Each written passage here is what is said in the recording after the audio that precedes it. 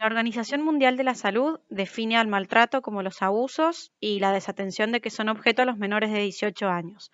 Esto incluye todo tipo de maltrato físico o psicológico, abuso sexual, desatención, negligencia y explotación comercial o de otro tipo que causen o puedan causar un daño a la salud, al desarrollo o la dignidad del niño, o poner en peligro su supervivencia, en el contexto de una relación de responsabilidad, de confianza o de poder.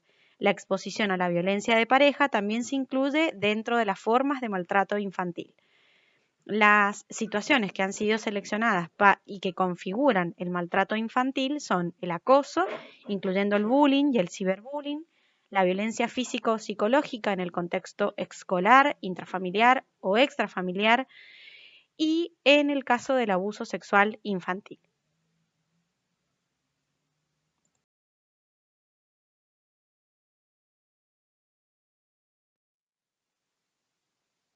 En la trama del acoso es necesario distinguir entre la violencia en la escuela y el acoso escolar. Cuando hablamos de violencia en la escuela, incluye todo tipo de violencia, bien sea al alumnado, al profesorado, a las cosas, dentro del recinto escolar, fuera del recinto escolar, y hace referencia a un hecho que es puntual, un hecho que es ocasional. Por ejemplo, una docente de nivel inicial que deja en estado de inanición a un lactante, en el caso de una docente que se niega a realizar los ajustes razonables para un niño, niña o adolescente con discapacidad respecto de su plan pedagógico. Y bueno, son cuestiones o actitudes que dentro de esta trama involucran conductas como el maltrato físico, el maltrato emocional, la negligencia, y que si lo tenemos que trasladar al acoso escolar, ¿sí? Son esas mismas conductas, pero que difieren en el tiempo. Es decir, en el acoso escolar se trata de un maltrato que es continuo, que es repetitivo, ¿sí? Y que, bueno, tiene por consecuencia la exclusión del victimario, el hostigamiento, el desprecio, la falta de respeto, la imitación burlesca, por ejemplo, también actitudes o conductas que lo intimidan, que lo denigran en su integridad, bien sea física o emocional.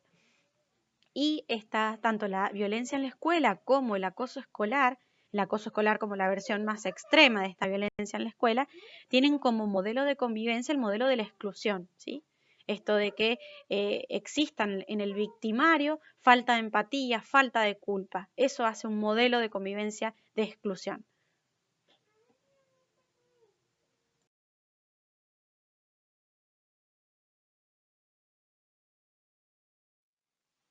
En las tramas del maltrato infantil existen contextos y existen roles. En las situaciones de violencia, esos contextos son el ámbito escolar, el ámbito intrafamiliar y el ámbito extrafamiliar no escolar. Son acciones violentas provenientes del ámbito escolar, actuaciones, procedimientos, omisiones, bien sea desde la matriz funcional, es decir, conformada por autoridades, por docentes de la institución, y también la falta de una alerta activa con respecto a indicios, con respecto a indicadores que nos den certeza o que nos den sospecha de que uno de nuestros estudiantes está sufriendo maltrato. Y cuando hablamos de un ámbito intrafamiliar, y bueno, hacemos referencia a situaciones de violencia provenientes del padre, madre, tutor, progenitor afín, un hermano mayor. Cuando hablamos de situaciones violentas provenientes del ámbito extrafamiliar, no escolar, incluye a personas o terceros que son allegados o vinculados a la familia del menor que es víctima. Estas situaciones de violencia se concretan mediante la violencia física o psicológica, también por negligencia. Y es necesario identificar que existen indicadores que son físicos, indicadores que son psicológicos y o emocionales, y también atender al comportamiento de la familia, también como indicio, como indicador de una situación de maltrato.